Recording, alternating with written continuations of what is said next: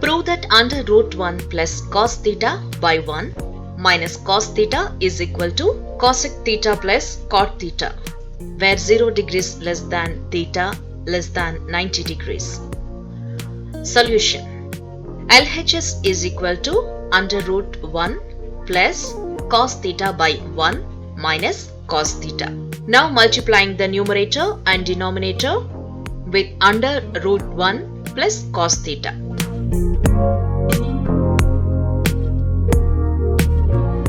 We get under root 1 plus cos theta whole square by 1 square minus cos square theta, which is equal to under root 1 plus cos theta whole square by sin square theta.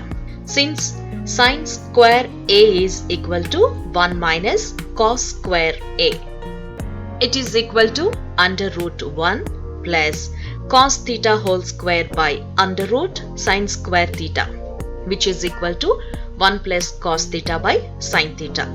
That is 1 by sin theta plus cos theta by sin theta. 1 by sin theta can be written as cosec theta, and cos theta by sin theta can be written as cot theta.